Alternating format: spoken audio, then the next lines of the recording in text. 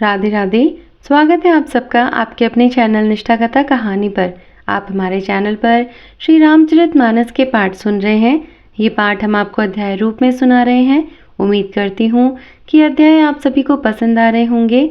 आज का वीडियो अगर आपको अच्छा लगे तो वीडियो को लाइक और शेयर ज़रूर करिएगा और कमेंट करना भी ना भूलिएगा। और हाँ, अगर आप हमारे चैनल पर नए हैं तो चैनल को सब्सक्राइब भी करिएगा। तो चलिए आज का अध्याय शुरू करते हैं। सुमंत्र ने रथ को हाँका। घोड़े श्री रामचंद्र जी की ओर देख देख कर हिनहिनाते हैं। यह देखकर निषाद लोग विषाद के वश होकर सिर धुन धुन कर पीट पीट कर पछताते हैं। जिनके वियोग में पशु इस प्रकार व्याकुल हैं, उनके वियोग में प्रजा, माता और पिता कैसे जीते रहेंगे। श्री रामचंद्र जी ने जबरदस्ती सुमंत्र को लौटाया। तब आप गंगा जी के तीर पर आए। श्री राम ने केवट से नाव मांगी पर वह लाता नहीं। वह कहने लगा, मैंने तुम्हारा भेद जान लिया है। तुम्हारे चरण कमलों की धूली के लिए सब लोग कहते हैं कि वह मनुष्य बना देने वाली कोई जड़ी बूटी है, जिसके छूते ही पत्थर की शिला सुंदरी स्त्री हो गई।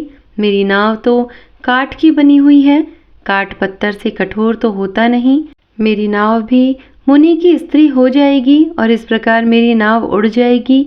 मैं लुट जाऊंगा अथवा रास्ता रुक जाएगा जिससे आप पार ना हो सकेंगे और मेरी रोजी मारी जाएगी। मेरी कमाने खाने की राह ही मारी जाएगी। मैं तो इसी नाव से सारे परिवार का पालन पोषण करता हूँ, दूसरा कोई धंधा नहीं जानता।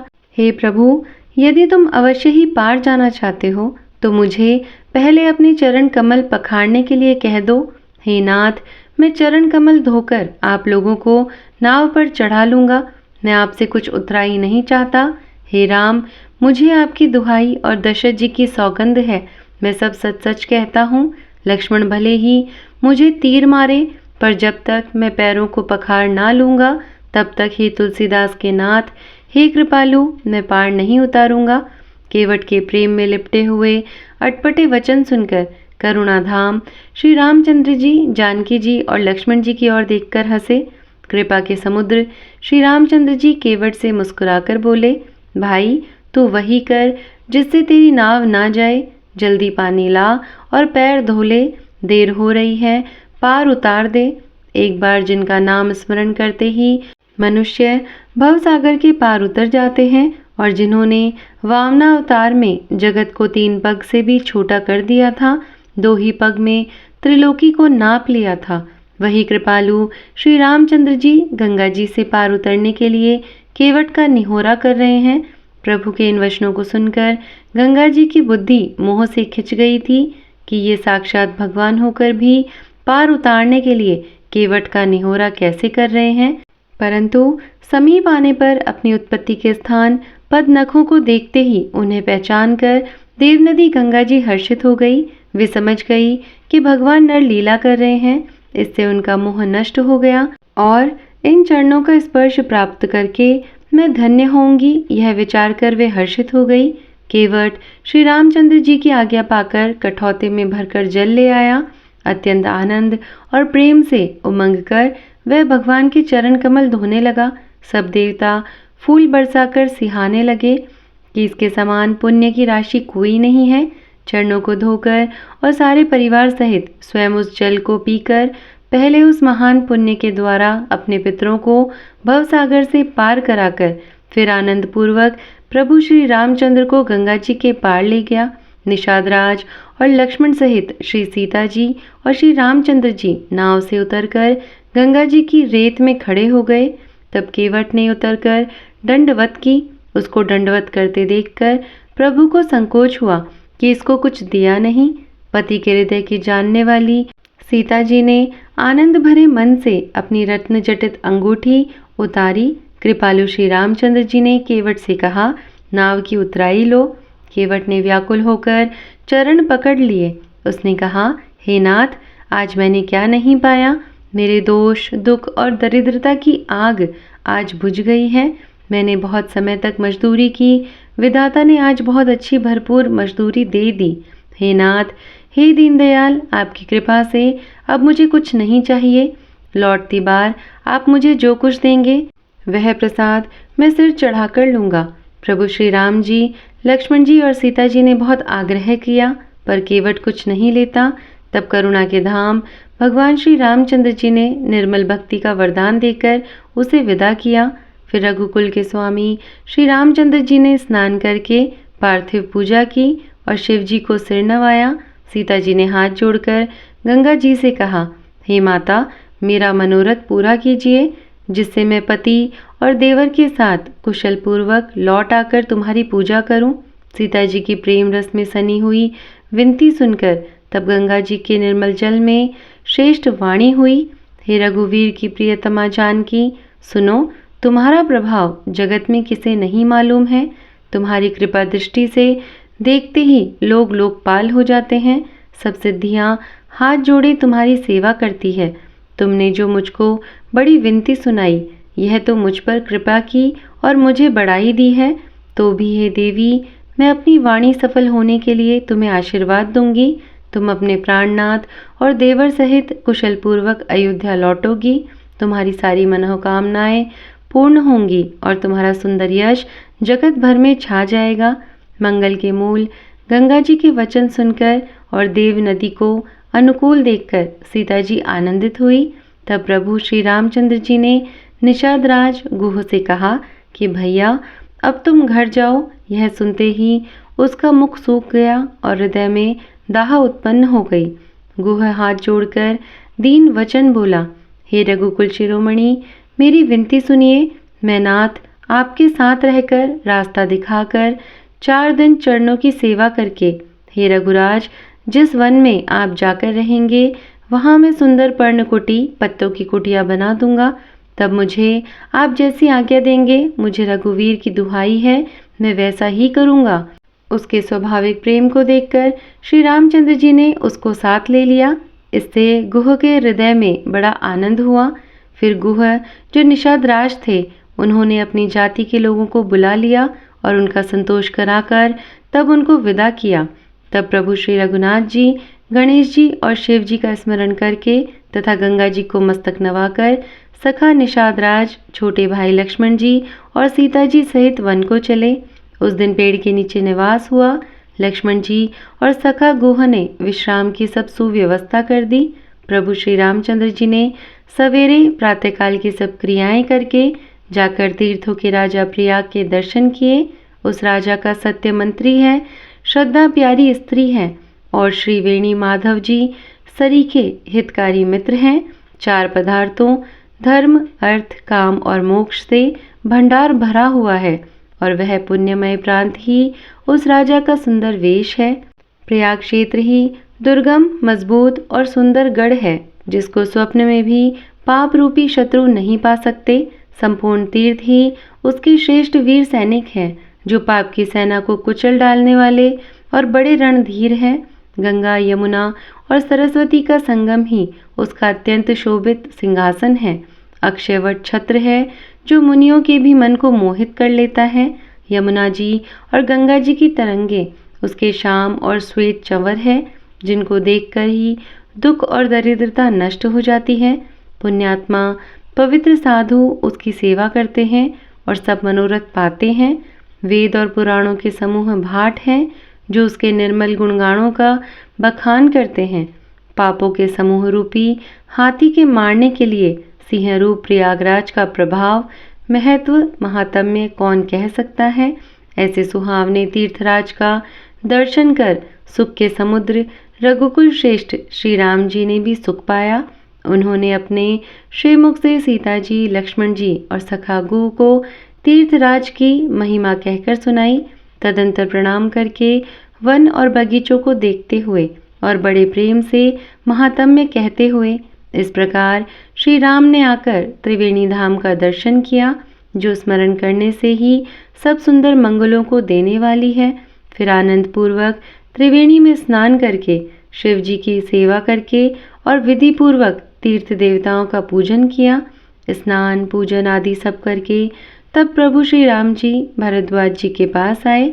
उन्हें दंडवत करते हुए ही मुनि ने हृदय से लगा लिया। मुनि के मन का आनंद कुछ कहा नहीं जाता, मानो उन्हें ब्रह्मानंद की राशि मिल गई हो। मुनीश्वर भारद्वाज जी ने आशीर्वाद दिया उनके हृदय में ऐसा जानकर अत्यंत आनंद हुआ कि आज विधाता ने श्री सीता जी और लक्ष्मण जी सहित प्रभु श्री रामचंद्र जी के दर्शन कराकर मानो हमारे संपूर्ण पुण्यों के फल को लाकर आंखों के सामने कर दिया। कुशल पूछकर मुनिराज ने उनको आसन दिए और प्रेम सहित पूजन करके उन्हें संतुष्ट कर दिया। फिर मानो अमृत के ही बने हों ऐसे अच्छे अच्छे कंद, मूल, फल और अंकुर लाकर दिए। सीता जी, लक्ष्मण जी और सेवक गुह सहित श्री रामचंद्र जी ने उन सुंदर मूल फलों को बड़ी रुचि के साथ खाया। थकावट दूर होने से श्री रामचंद्र जी सुखी हो गए। तब भरद्वाज जी ने उनसे कोमल वचन कहे, हे राम, आपका दर्शन करते ही आज मेरा तप, तीर्थ सेवन और त्याग सफल हो गया। आज मेरा जप, योग और वैराग्य सफल हो गया और आज मेरे संपूर्ण शुभ साधनों का समुदाय भी सफल हो गया। लाभ की सीमा और सुख की सीमा प्रभु के दर्शनों को छोड़कर दूसरी कुछ भी नहीं है। आपके दर्शन से मेरी सब आशाएं पूर्ण हो गई। अब कृपा करके यह वरदान दीजिए कि आपके चरण कमलों में मेरा स्वाभाविक प्रेम हो। जब तक कर्म, वचन और मन से छल छोड़कर मनुष्य आपका दास नहीं हो जाता, तब तक करोड़ों उपाय करने से भी स्वप्न में भी वह सुख नहीं पाता। मुनि के वचन सुनकर उनकी भाव भक्ति के कारण आनंद से तृप्त हुए भगवान श्री रामचंद्र जी लीला की दृष्टि से सकुचा गए। तब अपने ऐश्वर्य को छिपाते हुए श्री रामचंद्र जी ने भरद्वाज मुनि का सुंदर सुयश करोड़ों प्रकार से कहकर सबको सुनाया। उन्होंने कहा, हे मुनीश्वर, जिसको आप आदर दे वही बड़ा है और वही सब गुण समूहों का घर है। इस प्रकार श्री राम जी और मुनि भरद्वाज जी दोनों परस्पर विनम्र हो रहे हैं और अनिर्वचनीय सुख का अनुभव कर रहे हैं। यह श्री राम, लक्ष्मण और सीता जी के आने की खबर पाकर प्रयाग निवासी ब्रह्मचारी, तपस्वी, मुनि, सिद्ध और उदासी सब श्री दशरथ जी के सुंदर पुत्रों को देखने के लिए भरद्वाज जी के आश्रम पर आए। श्री रामचंद्र जी ने सब किसी को प्रणाम किया। नेत्रों का लाभ पाकर सब आनंदित हो गए और परम सुख पाकर आशीर्वाद देने लगे। श्री राम जी के सौंदर्य की सराहना करते हुए वे लौटे। श्री राम जी ने रात को वहीं विश्राम किया और प्रातःकाल प्रयागराज का स्नान करके और प्रसन्नता के साथ मुनि को सिर नवाकर श्री सीता जी, लक्ष्मण जी और सेवक गुह के साथ चले। चलते समय बड़े प्रेम से श्री राम जी ने मुनि से कहा, हे नाथ, बताइए हम किस मार्ग से जाएं? मुनि मन में हंसकर श्री राम जी से कहते हैं कि आपके लिए सभी मार्ग सुगम हैं। फिर उनके साथ के लिए मुनि ने शिष्यों को बुलाया। साथ जाने की बात सुनते ही चित्त में हर्षित हो कोई 50 शिष्य आ गए। सभी का श्री राम जी पर अपार प्रेम है। सभी कहते हैं कि मार्ग हमारा देखा हुआ है। तब मुनि ने चुनकर 4 ब्रह्मचारियों को साथ कर दिया, जिन्होंने बहुत जन्मों तक सब सुकृत पुण्य किए थे। श्री रघुनाथ जी प्रणाम कर और ऋषि की आज्ञा पाकर हृदय में बड़े ही आनंदित होकर चले। जब वे किसी गांव के पास होकर निकलते हैं, तब स्त्री पुरुष दौड़ दौड़ कर उनके रूप को देखने लगते हैं। जन्म का फल पाकर वे सदा के अनाथ सनाथ हो जाते हैं और मन को नाथ के साथ भेजकर शरीर से साथ ना रहने के कारण दुखी होकर लौट आते हैं। तदंतर श्री राम जी ने विनती करके चारों ब्रह्मचारियों को विदा किया। वे मनचाही वस्तु अनन्य भक्ति पाकर लौटे। यमुना जी के पार उतरकर सबने यमुना जी के जल में स्नान किया, जो श्री रामचंद्र जी के शरीर के समान ही श्याम रंग का था। यमुना जी के किनारे पर रहने वाले स्त्री पुरुष यह सुनकर कि निषाद के साथ 2 परम सुंदर सुकुमार नव युवक और एक परम सुंदरी स्त्री आ रही हैं, सब अपना अपना काम भूलकर दौड़े और लक्ष्मण जी, श्री राम जी और सीता जी का सौंदर्य देखकर अपने भाग्य की बड़ाई करने लगे। उनके मन में परिचय जानने की बहुत सी लालसाएं भरी है, पर वे नाम गांव पूछते सकुचाते हैं। उन लोगों में जो वयोवृद्ध और चतुर थे, उन्होंने युक्ति से श्री रामचंद्र जी को पहचान लिया। उन्होंने सब कथा सब लोगों को सुनाई कि पिता की आज्ञा पाकर ये वन को चले हैं। यह सुनकर सब लोग दुखित हो पछता रहे हैं कि रानी और राजा ने अच्छा नहीं किया। उसी अवसर पर वहाँ एक तपस्वी आया, जो तेज का पुंज, छोटी अवस्था का और सुंदर था उसकी गति कवि नहीं जानते, अथवा वह कवि था जो अपना परिचय नहीं देना चाहता। वह वैरागी के वेश में था और मन, वचन तथा कर्म से श्री रामचंद्र जी का प्रेमी था। इस तेजपुंज तापस के प्रसंग को कुछ टीकाकार शेपक मानते हैं और कुछ लोगों के देखने में यह अप्रासंगिक और ऊपर से जोड़ा हुआ सा जान पड़ता है, परंतु यह सभी प्राचीन कृतियों में है।